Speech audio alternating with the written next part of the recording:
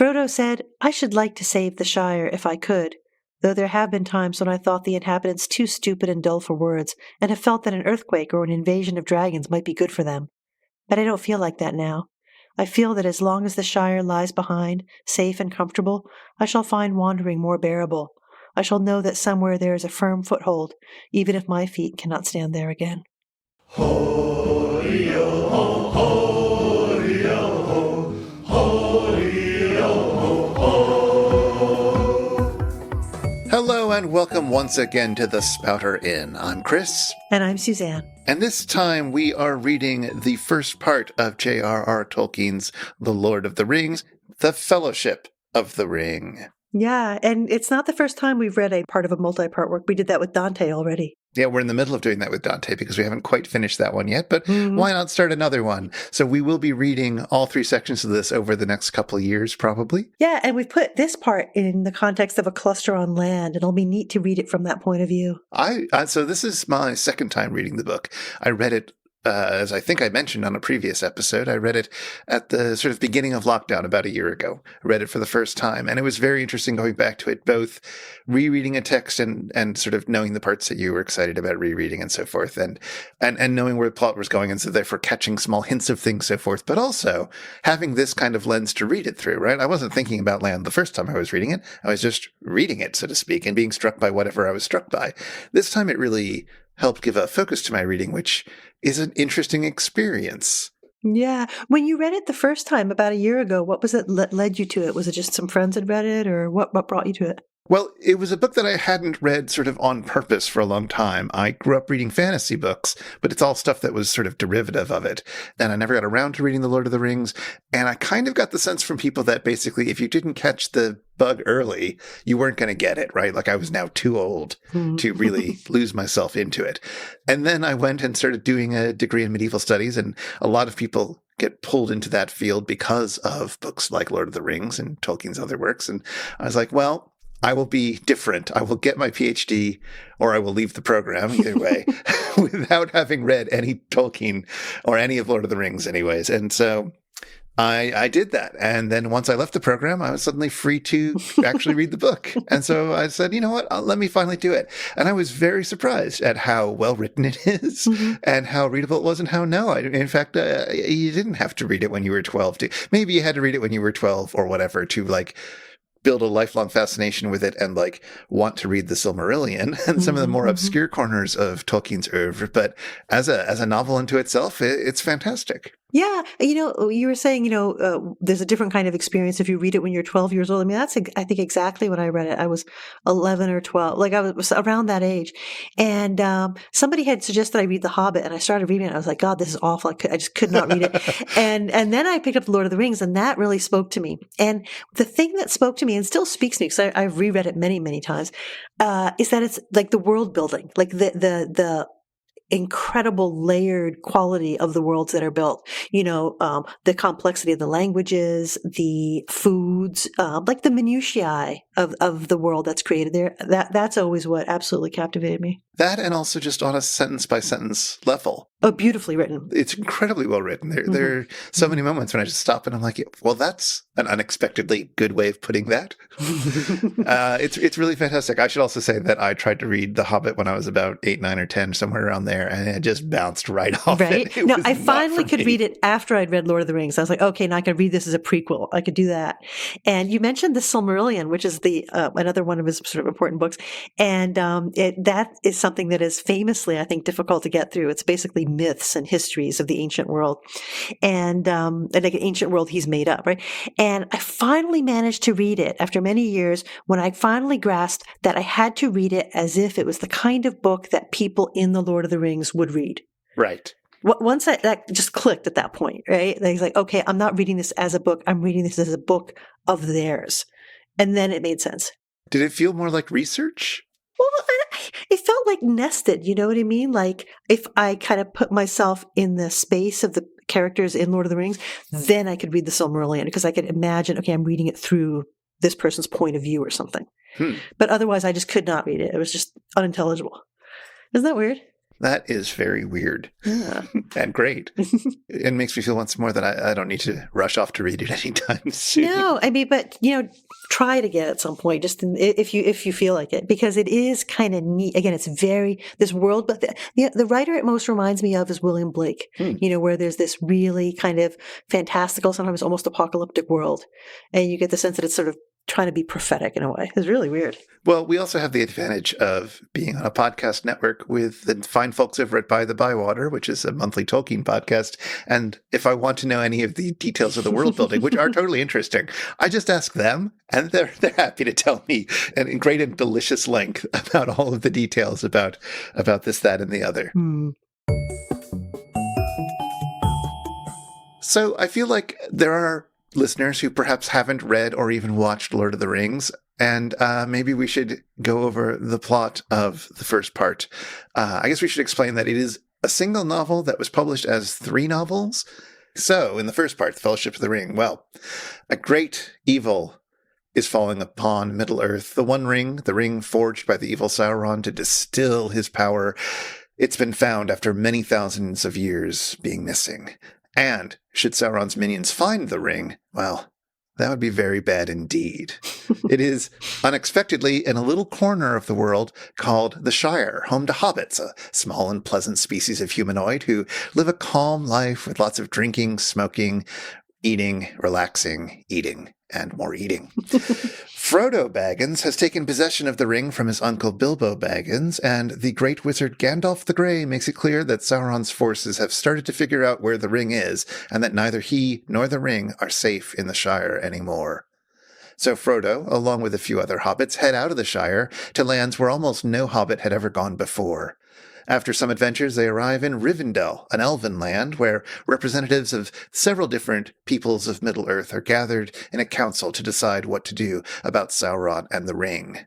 A group of these peoples, the Fellowship of the Ring itself, are to accompany Frodo as he heads into Mordor, the realm of Sauron, where he is to throw the ring into the fires of the volcanic Mount Doom, the very fires that forged the ring. On the way, the Fellowship have some further adventures, including traveling through what's left of the fabulous dwarven city within the mines of Moria, as well as another elven land, Lothlorien. But then the first book ends with Frodo and his loyal friend/servant Sam leaving the rest of the party, heading off to enter Mordor on their own. That's a beautiful encapsulation. And 2 features of it stand out to me, or just come to mind when you're describing it. That the book is really carefully shaped in terms of the Fellowship of the Ring coming together. That is, as you said, at Rivendell, the 9 are gathered together and set off on their mission together, right? For the destruction of the ring. And then the end of the Fellowship of the Ring is when that fellowship is falling apart. It starts to fracture, right? And the sort of subgroups go off into different places. So that quality of sort of, I guess you want to call it kind of centrifugal and centripetal, coming together and flying apart is what happens there on the level of the characters. And then also about halfway through the book, once they are about to get to Rivendell, there's part 1 and part 2 of the Fellowship of the Ring. It's divided into 2 parts, and we're at a river both times. So it's the Fords of Brionen, where you're just about to get to Rivendell, which is the end of part 1. And then the end of part 2 is when they're on the banks of the Anduin, and that's when the Fellowship's going to separate. So it's when the Fellowship comes together and the Fellowship separates, and 2 rivers mark it. So it wears its structure very lightly, but it's there's this real backbone. Absolutely. I was very surprised the first time I read this that the Fellowship ended so abruptly. Not abruptly, but suddenly. I just boom. assumed that they all went on their adventures together for most of the journey. Yeah, no, it all falls apart. No, you barely get to know some of them. It shows you how fragile it is, right? And how much danger there is and how vulnerable they are. And that's very powerful. Yeah, and it's not as if these people don't continue working together separately once they've had this experience together. But yeah, no, it's very striking. Do you want to tell us a little bit about Tolkien himself? Yeah. You were mentioning earlier that, this is a book that you resisted reading for a while you were in a medieval studies program, because it seemed like a lot of people who were medievalists had been impacted by this book. And I think that is almost inextricable from Tolkien's own career. because he was a medievalist, right, and a very influential one. So John Ronald Reuel Tolkien was born in 1892 in the Orange Free State, so what's now South Africa. And his father had been head of one of the banks down there, one of the British banks. So that's why he comes from South Africa, or was born in South Africa. But by the age of 3, he was back in Britain. His father died when he was 3 and his mother when he was 12. And then he and his brother were brought up by a close friend of their mother who was a Catholic priest. Their mom was an adult convert to Catholicism. And this is something that really shaped Tolkien quite a bit. You see that being really important to him. You see when he gets married at a young age, the person he's going to marry converts to Catholicism before, so this is a thing for him. He was also really interested in invented languages from a young age. This is something that some family members, some cousins kind of introduced him to, and he collaboratively and independently invented a whole bunch of different languages. And he clearly had a knack for language. At a young age, he learned Latin, Old English, and Esperanto, among other things, and started inventing alphabets. And I mention this because this is a huge thing in Lord of the Rings and his other works too. These not just invented languages, but invented scripts and like etymologies and philology. Like it really hangs together in an incredibly rich and elaborate way. So I mentioned that he was a medievalist. So after World War I, where he'd been a soldier, and he comments in the preface to Lord of the Rings, he says, by 1918, all but one of my close friends were dead. Like it's clear that that war is something that, again, really shapes him, right? So after the war, he goes and works for the Oxford English Dictionary, and then took up a position as a fellow at Leeds, and then went to Oxford. And he did translations and editions of a number of important, early English texts, Sir Gawain and the Green Knight, Pearl. He did a translation of Beowulf, which actually was published only after his death, but he was really influential in the field of Old English studies. He was the Rawlinson and Bosworth Professor of Anglo-Saxon, and his one article, Beowulf, the Monsters and the Critics, was really, really influential for a long time. So he's a major figure as an academic, right? In good ways and in kind of yucky ways too. He's also kind of famous for having done some real asshole things. One of them, that it's clear that he exerted every effort to make sure that an important woman scholar, Dorothy Whitelock, did not succeed him in that professorship at Oxford. Like his fingerprints are on that, and in a really gross way. Also, and this is a really enchanting story, Stuart Hall is an incredibly important Jamaican intellectual, cultural theorist, sociologist, wanted to do a dissertation on Langland and labor, and he in one of his works, Hall writes that the professor in the field who was from South Africa discouraged me from doing it. And we're like, the path not taken in medieval English studies, right? So he's a complicated figure. So he wrote the first 2 volumes of Lord of the Rings and The Hobbit before World War II, and then the last volume afterward. And it gets published in 1954. And one of the really neat things that Tolkien does in the opening sections of Lord of the Rings is kind of talk about his own process. He talks about writing it over a long period of time. And he talks about it as if it is itself a movement through space, like a movement through a landscape. He says, in 1939, he says, in spite of the darkness of the next 5 years, I found that the story could not be abandoned, and I plodded on, mostly by night, till I stood by Balian's tomb in Moria. There I halted for a long while. It was almost a year later when I went on and so came to Lothlorien and the Great River late in 1941. And it goes on. So it's just this really neat alignment of the journey and the writing in a way that I find really evocative. And so he published the Hobbit, which is a really important work we talked about already a little bit, and the Silmarillion, and a bunch of other stuff that got published posthumously. He talks also, again, in that preface that I just mentioned, a little bit about the Silmarillion. For him, clearly, that's the main work. Like stuff like Lord of the Rings and the Hobbit is this kind of auxiliary material. He puts it this way. I wrote the Hobbit, and then I wished to complete and set in order the mythology and the legends of the elder days, which had then been taking shape for some years. I desired to do this for my own satisfaction, and I had little hope that other people would be interested in this work, because it was primarily linguistic in inspiration, and was begun in order to provide the necessary background of history for Elvish tongues. So for him, the thing that comes first is the made-up languages. The thing that comes next is the history that goes with the philology, with those ancient languages. That's the Silmarillion. And only after that, for him, comes this stuff that is actually what was really popular.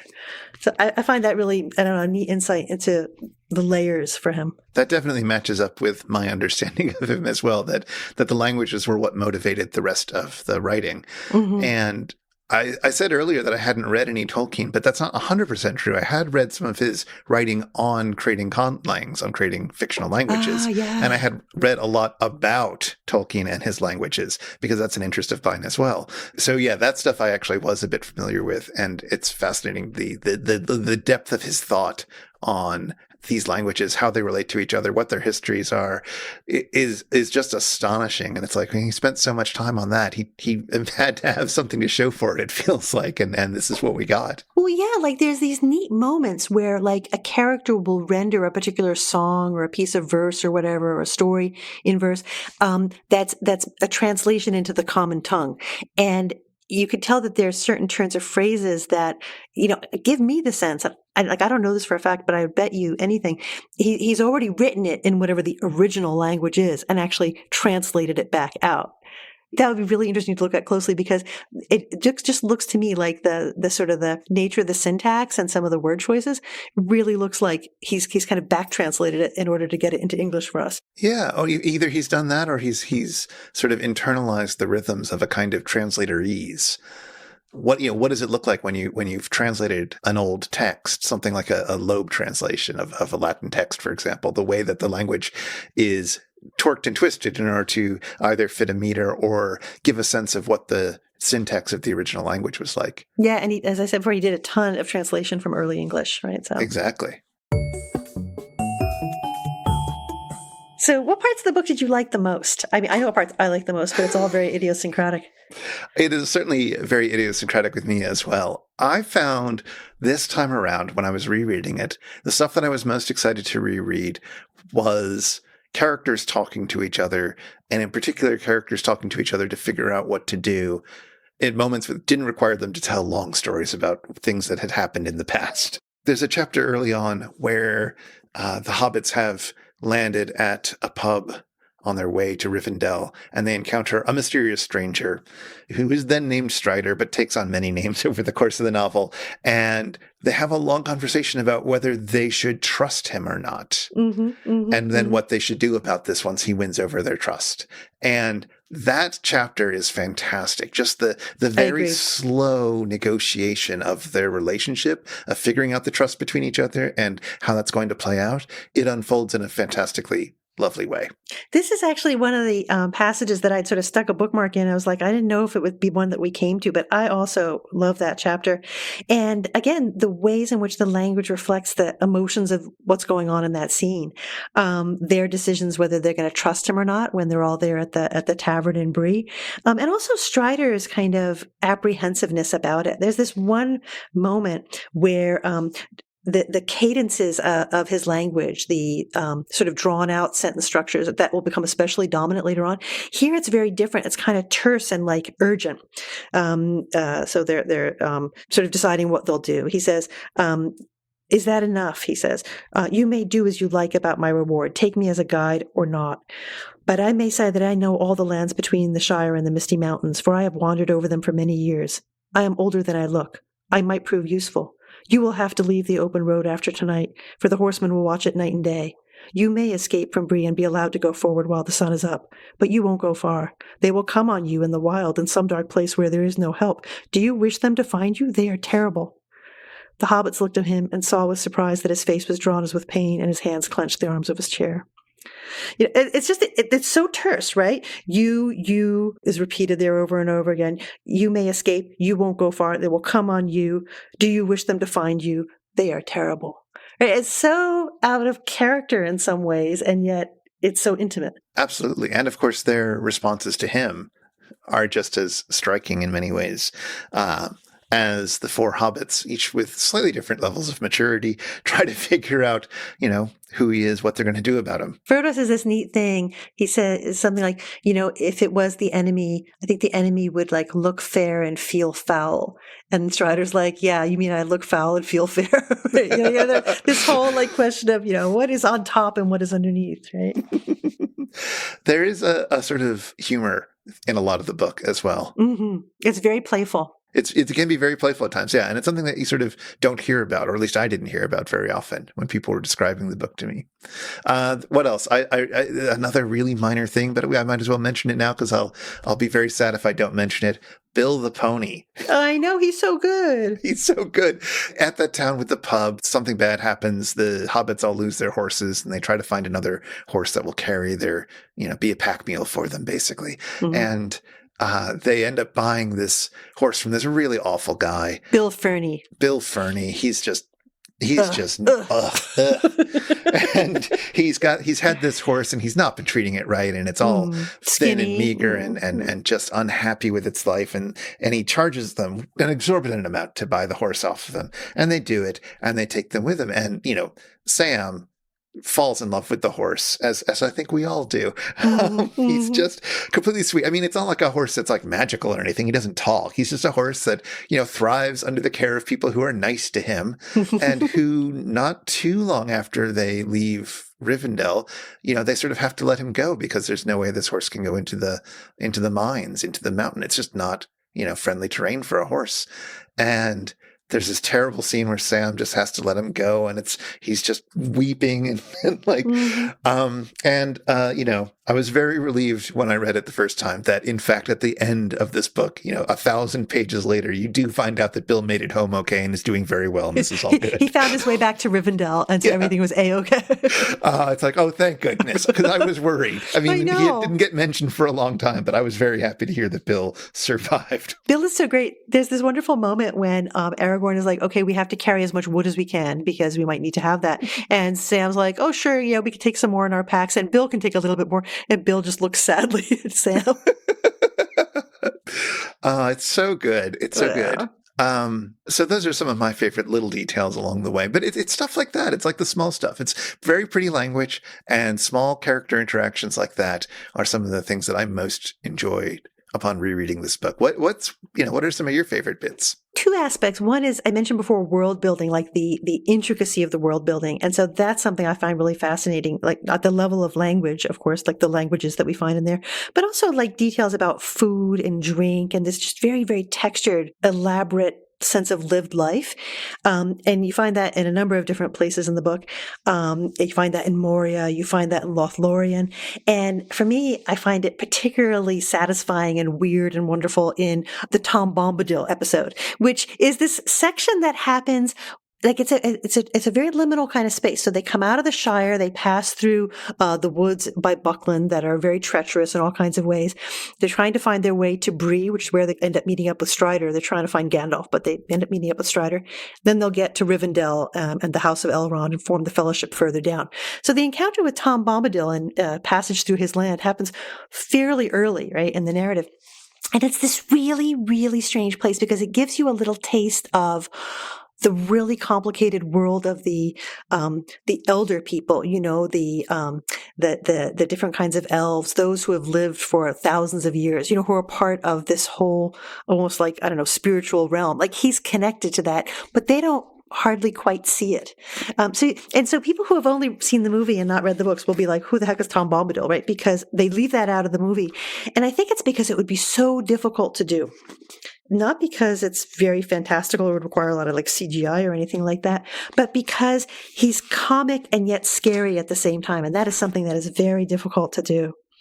One aspect of him that I just have to point out, because it pertains really closely to this whole question of how landscape functions in this book, is he narrates landscape and history almost into being in this very strange kind of way.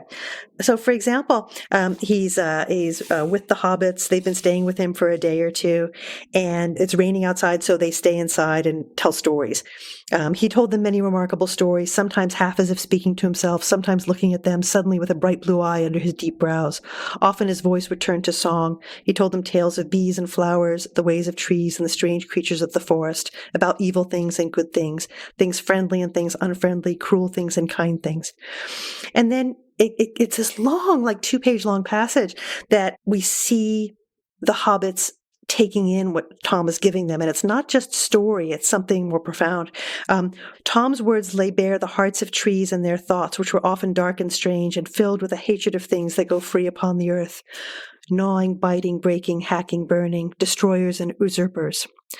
So the forest that they've just been in is kind of made intelligible, and its violence and danger is kind of made understandable through Tom's narration. And that's something we're going to get more of in book 2 later on, right, when we get to Fangorn Forest. So it's laying the foundations for all of that. And then it moves from the natural world to the world of men. And that's the historical part. Suddenly, Tom's talk left the woods and went leaping up the young stream, over bubbling waterfalls, over pebbles and worn rocks, and among small flowers and close grass and wet crannies, wandering at last on up to the downs. They heard of the great barrows and the green mounds and the stone rings upon the hills and in the hollows among the hills. Sheep were bleating in flocks, green walls and white walls rose. There were fortresses on the heights. Kings of little kingdoms fought together, and the young sun shone like fire on the red metal of their new and greedy swords. There was victory and defeat, and towers fell. And it goes on and on and on, finally ends up with those kingdoms, their fall, and the barrow rights, the evil spirits that inhabit the graves that are left now. So it's this weird thing where it's the natural world and it's the built world, and it's from very ancient time all the way up into our time. And so all of it comes into being through his narration. I find that really fascinating and weird. It is, and it leaves a tremendous effect on the hobbits, and finally leads to Frodo asking him the question that I think we're all wondering, which is, "Who are you, master?" he asked. That's a great moment. And what? Said Tom, sitting up and his eyes glinting in the gloom. "Don't you know my name yet? That's the only answer. Tell me, who are you? Alone, yourself and nameless? But you are young and I am old. Eldest, that's what I am. Mark my words, my friend. Tom was here before the river and the trees. Tom remembers the first raindrop and the first acorn. He made paths before the big people, and he saw the little people arriving. He was here before the kings and the graves and the barrow-wights. When the elves passed westward, Tom was here already before the seas were bent. He knew the dark under the stars when it was fearless, before the Dark Lord came from outside." Mm-hmm. And it's like, he's been there since before anything else that you hear of in the entire novel. Absolutely. Absolutely. He's ancient. And what does that mean? Like, what's the context for understanding what was there when he was first there? Well, it means something incredibly important with regard to the ring, because he predates the ring. Like, his power and everything is from before the ring. It can't touch him, right? And that gets talked about at the Council of Elrond later on, but it also gets talked about here when, just a little after the passage you were alluding to, Tom and the others are talking. He wags his head, and then, "Show me the precious ring," he said suddenly in the midst of the story. And Frodo, to his own astonishment, drew out the chain from his pocket and, unfastening the ring, handed it at once to Tom. It seemed to grow larger as it lay for a moment on his big brown-skinned hand. Then suddenly he put it to his eye and laughed. For a second the hobbits had a vision both comical and alarming of his bright blue eyes glinting through a circle of gold. Then Tom put the ring around the end of his little finger and held it up to the candlelight. For a moment the hobbits noticed nothing strange about this. Then they gasped. There was no sign of Tom disappearing. Then he laughs, spins the ring, and it vanished with a flash, and Frodo really freaks out. It's a game, it's a play, but that's just mind-blowing in several different ways. First, the ring has no power over him. Second, Frodo just hands over the ring, like, that's cool, which is something that we know is not normally what happens with a ring bearer, right? The ring has tremendous power over them. They can't hand it over.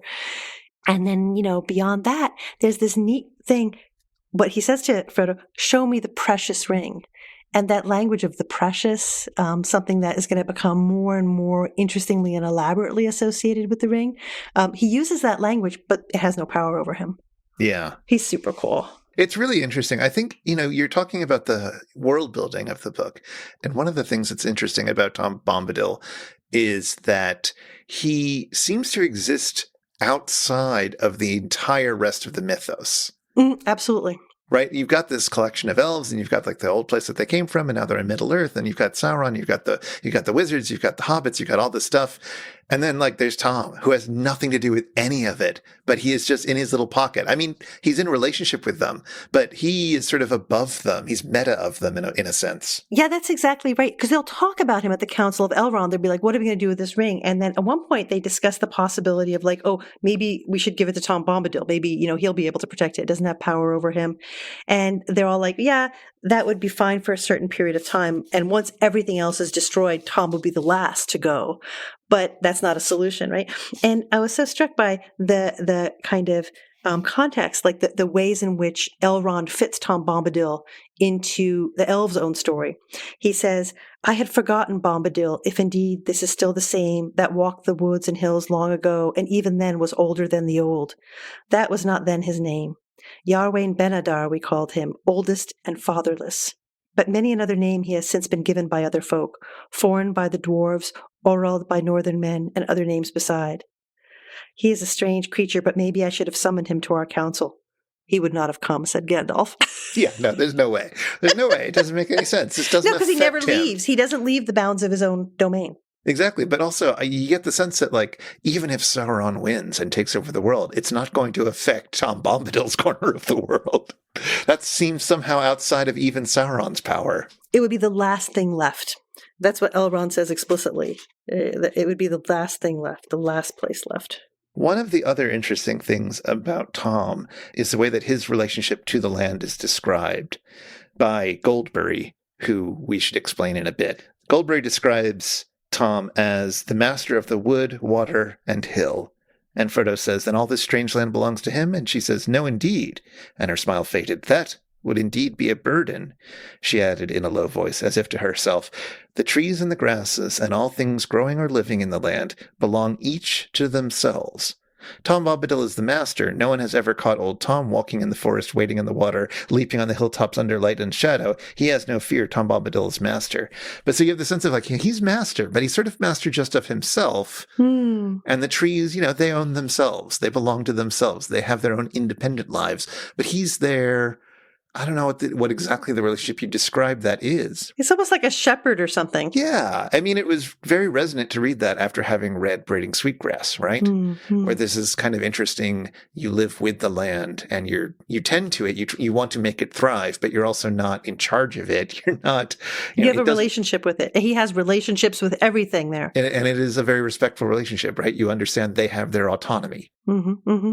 Yeah. And, Goldberry, who you just mentioned, that's his partner, his wife or whatever, right? She's the river's daughter. And that's not just a metaphor. I mean, I think we're meant to understand her as sort of incarnate daughter of the river, right? So she herself also emerges from this natural world in some really profound sense. And one of the things that strikes me too when you were reading that passage is, again, the musicality, both of Tom's discourse. It's sometimes funny and playful, but it's also, there's an incredible rhythm to it. And also in Goldberry's language as well. You see it just a few lines after the passage you read where Tom comes in and goes to Goldberry, says, here's my pretty lady, here's my Goldberry clothed all in silver green with flowers in her girdle. Is the table laden? I see yellow cream and honeycomb and white bread and butter, milk, cheese and green herbs and ripe berries gathered. Is that enough for us? Is the supper ready? I mean, it's rhythmical in this really interesting kind of way. Yeah, I think that is part of why a lot of people don't like Tom Bombadil. I just find it fascinating. Yeah, but it is aggressively sing-songy in a way. But also quite dark at certain moments. Like, it's not all up, right? It's super dark at moments as well. And he's got that upsetting, unheimlich quality that somebody who just has nothing to do with the real world can have. And he's extremely powerful. Yeah. So we talked a bit about Tom Bombadil and his relationship to the part of Middle-earth that he inhabits. And one of the interesting things about this book is that we get to see several different parts of Middle-earth, both from insider and outsider perspectives.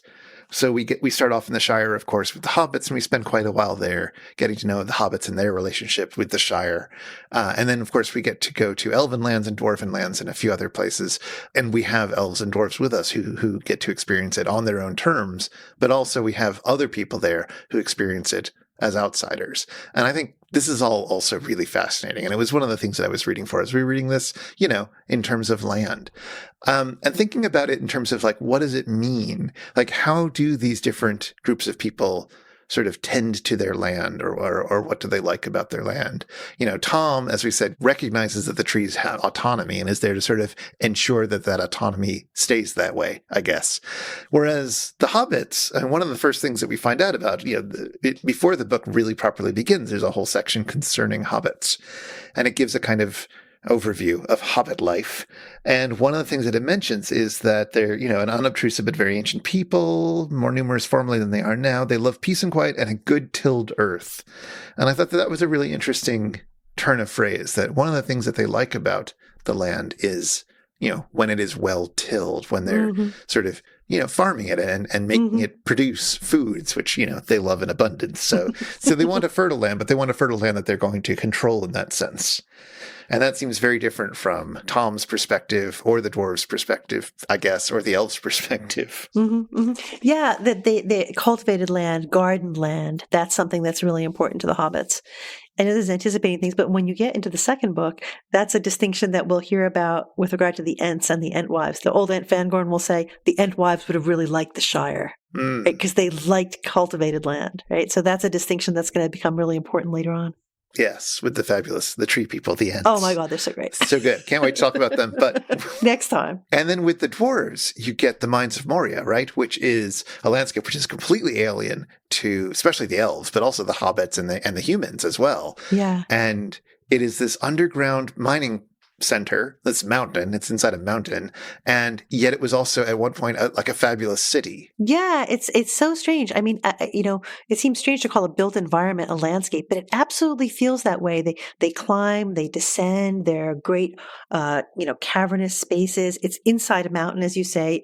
There's mines. It's a city. It's a castle. It's an edifice and a fortress. It's all these things at once. Well, and also it's really interesting to think about that in terms of the hobbits and the elves. Just to stick with these three for a second, because the hobbits, they traditionally live under the ground, right? In holes. In holes under the ground. And some of them live in houses now, but some of them, if you've seen the movie, the sort of door that pokes up into the ground that Frodo lives in at the beginning of the movie.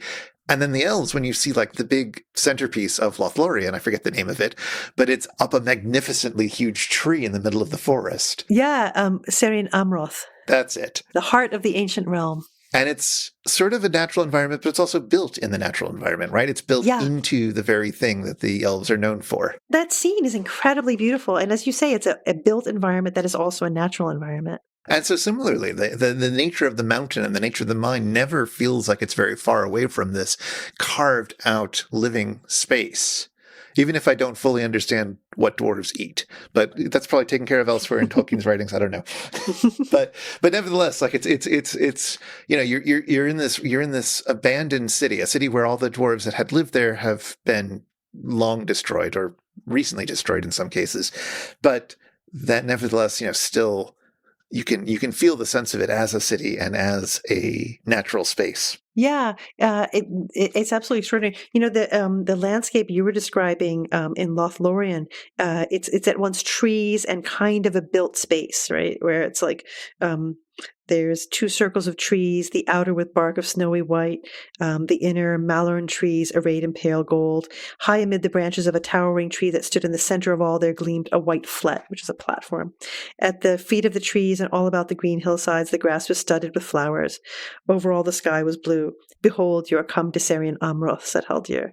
This is the heart of the ancient realm. So it's a natural environment, but it's crafted in some way. And so too with the Mines of Moria, right? It's this natural space, but it's become shaped and formed in all kinds of ways. While still retaining its sense of nature. And it will be interesting when we get to the human cities in the next book, or I think it's the next book, maybe it's the book after, I forget. When we get to the human cities later in the novel, if we'll be able to conceptualize them in the same way, or if we'll pointedly not be able to conceptualize them that way. Yeah, no, that will be neat. And also, one of the things I love about Moria is it's quite terrifying. Do you find like Moria really kind of like poignant and it's sad and all these things? It is sad. I mean, he comes, Gimli, our dwarf, comes across the graves and the last, annals of the dwarves who had lived there recently, including relatives of his. but I find it really claustrophobic. Yeah, it is that. I guess one of the reasons I find it so evocative is that Moria is the place where we find like images of this world. I mean, we do have things like maps at the beginning of the book and stuff like that, but it's at the gate of Moria and Balin's tomb that we get these kind of graphics almost. And in the book that we're reading, yeah, we get literal drawings of the door and drawings of the runes on the tomb. Yes. Yeah, and each of them, I remember as a kid, like getting really fascinated by this, right? Partly with the graphic of the door and like sort of parsing out, where it said, melon friend and things like that, like finding that part of the text, which is the password to get in. And then on Balin's tomb, there's a graphic of it, and then it says, here is written in the tongues of men and dwarves, Balin, son of Fundine, lord of Moria.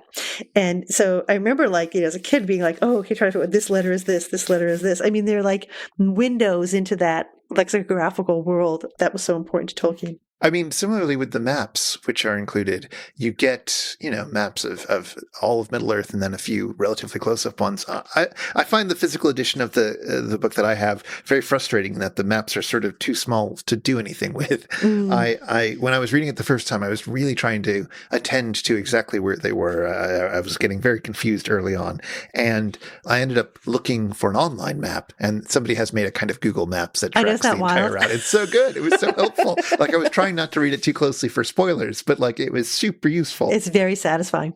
And much as I love maps and fantasy maps, like that is what got me into fantasy as a kid, I found these maps, while beautiful, very frustrating to work with.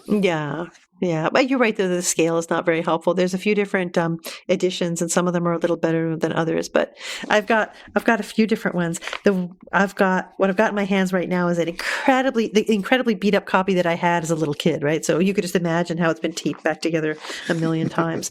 But then there's also copies, different editions that my kids had over time. And then there's one that sometimes people have. It's one that was produced, I think, in the 70s, a larger all-in-one volume, red-bound volume, and that has nicer maps in it. That feels very heavy to read, though. Oh, it is. Like, you have to really be in the mood for that. But it's neat, though, when we think about bookishness, right? Like, which one you choose to read, depending on what you want to be getting out of it. Like, I'll sometimes read that big one-volume one, when I'm really in just the mood for that one. And then when I was reading for today, I was like, I very purposely pulled out the really old, ratty one. That was the first one I'd read. Just because, if you've read it so many times over the years, like, it's different depending on what the thing is that's in your hand. It's also in the Mines of Moria where we find the tomb of Balin, but we also find the annals, the record book that was being kept while people were dying, seemingly, of the very last. I mean, I guess it's all of the history of the dwarves returning to Moria, but it's particularly the very last days of dwarves living there. Yeah, they find their way into the places called the Chamber of Records. Both Gimli and Gandalf recognize it. And this is one of my, I want to say, favorite scenes. Like, I find it really creepy, but it's also so interesting, the way in which it gives us a firsthand account of the last days of Moria, even though the people who were there, the dwarves that were there, are long gone. So they find this book. Everything is broken and plundered, but beside the shattered lid of one there lay the remains of a book. It had been slashed and stabbed and partly burned, and was so stained with black and other dark marks like old blood that little of it could be read. And then when little of it can be read, like, if you've ever, as I know you have, spent time with medieval manuscripts, this is exactly what happens, right? Mm-hmm. Like, you have to really work hard to read it. So like this. So Gandalf was reading and translating as he goes. We drove out orcs from the great gate and guard, I think. The next word is blurred and burned, probably room. We slew many in the bright, I think, sun in the dale. Floy was killed by an arrow. He slew the great. Then there's a blur. He goes, the next line or two I cannot read. Then comes, we have taken the 21st hall of North End to dwell in. There is, I cannot read what. A shaft is mentioned. Then Balin has set up a seat in the chamber of Mazarbul. And it goes on. So he reads a whole bunch of it that way. And then they get a little further along and it's a different hand, right? And again, if you work with medieval manuscripts, right, you're like, oh yeah, new scribe, right? Yeah, this is the most accurate description I've ever encountered of what it's like to come across a weird text in this kind of situation. It's like, well, okay, I can read a few words and I don't know what this is. This part I can't read because it's stained. And okay, I can tell this is a different handwriting going on here. Yeah, no, it's so cool. It goes on. He's like, okay, well, now there's a number of leaves missing because they begin to be numbered 5, 5th year of the colony. Okay, let's look a little more. He says, wait, here's something, a large, bold hand using an elvish script. That would be Ori's hand, said Gimli, looking over the wizard's arm. He could write well and speedily. And then Gandalf says, I fear he had ill tidings to record in a fair hand. And then he goes on and reads the bits and pieces. And then here's the last page, and he pauses. It is grim reading, he said. I fear their end was cruel. Listen, we cannot get out. We cannot get out. They have taken the bridge and second hall. Frar and Lori and Nani fell there. Then there are 4 lines smeared so that I can only read, went 5 days ago. The last lines run, the pool is up by the wall at Westgate. The watcher in the water took Oin. We cannot get out. The end comes. And then drums, drums in the deep. I wonder what that means. The last thing written is in a trailing scrawl of elf letters. They are coming. There's nothing more. I mean, it's like... It's like a passage that, like, it's great, again, the manuscriptiness of it, and then you read that part and you're like, it's awful. It's an astonishing way to ratchet up that kind of tension. So much. As if somebody is sort of panting out of breath and desperately trying to get across some last words. It's really interesting. It's also interesting, like, as we've said, this is sort of something that every medievalist who's worked with manuscripts is a bit familiar with. And of course, Tolkien himself was a medievalist who worked with manuscripts. And it's like, wait a minute, has Gandalf been a Tolkien stand-in this whole time? Is that what this is? Yeah. I mean, it's very playful that way, certainly. Yeah, no, I find myself thinking in particular about things like the Beowulf manuscript, which was damaged in a fire at a certain point, right? And so one of the things that, Tolkien translated Beowulf, right? I mean, it wasn't published till after his death, but, dealing with a manuscript that's in terrible shape. Yeah, exactly. Right? And trying to recover with. So it's a really neat moment on a number of different levels. And then also, we kind of get the sense of manuscript books being in the background at different moments in this text as well. Like Bilbo's kind of working on this ongoing history. So when he leaves the Shire early on at his 111st birthday, he takes with him this book he is working on, and we hear about the book again at Rivendell. And there's also in the preface of the Fellowship of the Ring, it's a note on the Shire records. And this is where, it's, how can I put it? We're being given an account that takes the Lord of the Rings as real historical material and is trying to explain to us how it got translated and how the different redactions of it came down over time, like the codicological stemma, in other words, for the text that lies behind it. And so he says, the largest of these collections of history were probably at Undertowers, at Great Smiles, and at Brandy Hall. The account of the end of the Third Age is drawn mainly from the Red Book of Westmarch. That most important source for the history of the War of the Ring was so called because it was long preserved at Undertowers, the home of the Fairbairns, Wardens of the Westmarch. I mean, it's like reading the introduction to one of those volumes in the early English Text Society series, that's telling you about the provenance and the stemma of a particular text. I mean, it's the weirdest. I mean, I know this is a little inside baseball, but it's just endlessly fascinating. It is. I mean, even like the second sentence of the book in the prologue, the concerning hobbits, further information about the hobbits will also be found in the selection from the Red Book of Westmarch that has already been published under the title The Hobbit. And it's very clear in the book that The Hobbit is the book that Bilbo wrote, and it's not 100% accurate. No. And because it's Bilbo's story, because he changes a few things he's embarrassed about.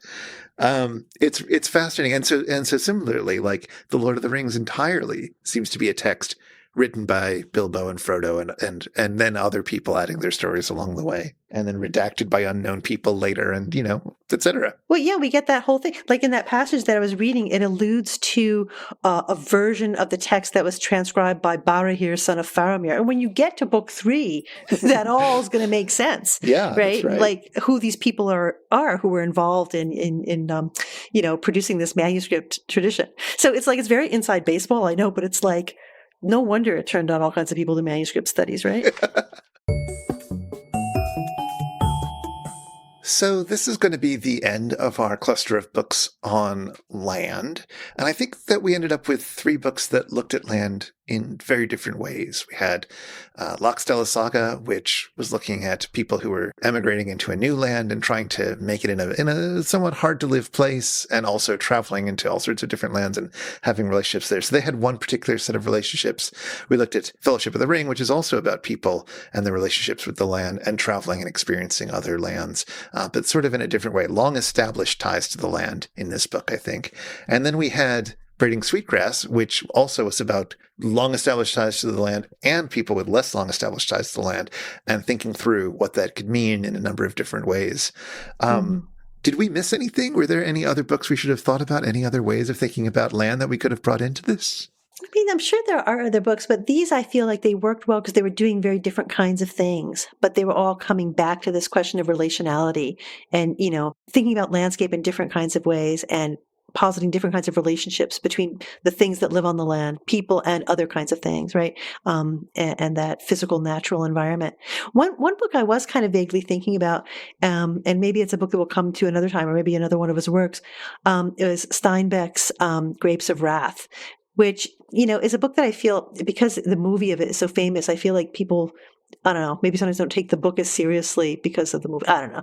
But it's one that really brings out the kind of poignancy of what happens to people when capitalism and other kinds of economic systems destroy their relationship to the land. And I mean, there's a lot more than that going on in it. But in other words, the people in that novel have a certain kind of relationship, especially the grandfather figure. He dies early on, and it's understood to be partly because he can't bear being taken away from the land he's farmed. Right. So this whole sense of to what extent people are connected, what happens when they move away, and what new relationships they form to the territorial landscape that they're on. So I feel that might be an interesting book, or maybe another one of Steinbeck's works. I think he's quite a beautiful writer. That would have been interesting. Unfortunately, Grapes of Wrath is one of those books that I was made to read in 8th grade. Yeah, and that's terrible. They do that to people. No, I was forced to read it in school too, and I was like, this is awful. And then later I read it by myself, and I said, no, this is actually a pretty good book. Yeah, I'm sure if I reread it now, I'd have a very different response to it. But it was one of the first books that I was assigned at school that I specifically did not read. That I stopped reading and just faked my way through the rest of class. No, fair enough. He has other stuff that's good too. I've been thinking about reading Cannery Row at some point. I've never read that, but it looks like it's good. Yeah, I haven't really read anything by him as an adult. So we should look around, see if there's something that appeals to us at a certain point.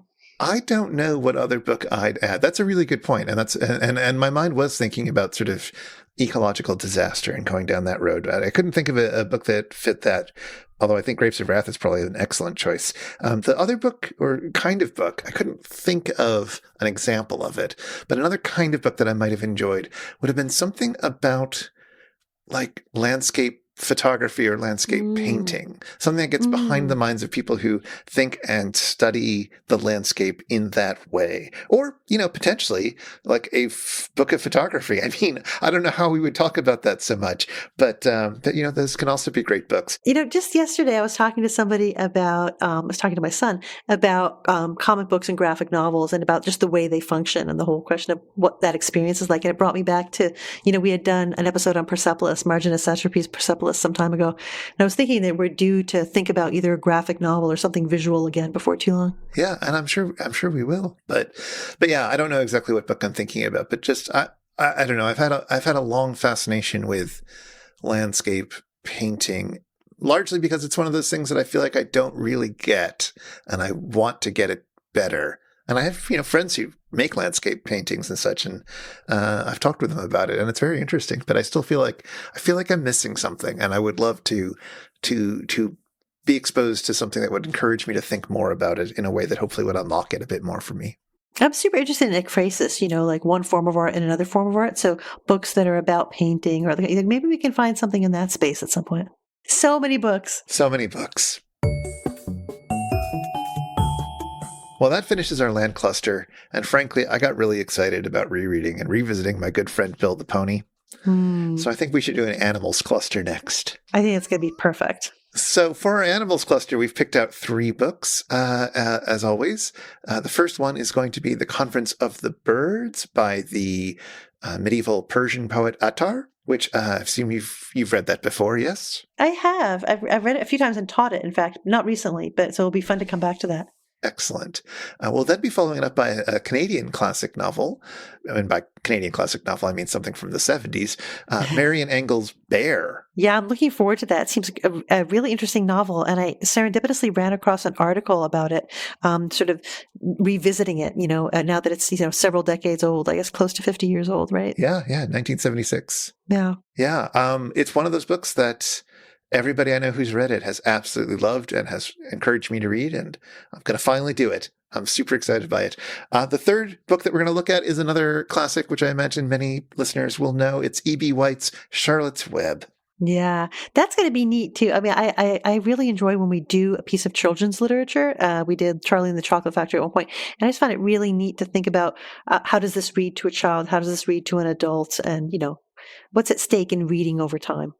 And shamefully, I've only read little tiny sections of Charlotte's Web to my nephew, but I've never read the entire book. Whatever else you say about it, it's beautifully written. He's a beautiful stylist. So I think you're going to enjoy that for sure. Yes, I'm looking forward to it. In the meantime, listeners, if you'd like to get in touch with us, you can email us at spouter@megaphonic.fm, or we're on Twitter @thespouter. We'd love to hear from you. Show notes with links for things we've mentioned in this podcast will be at megaphonic.fm/spouter/44, and the Spouter-Inn is one of the fancy little podcasts over at Megaphonic FM. So until next time. Until next time, see you again at the Spouter-Inn.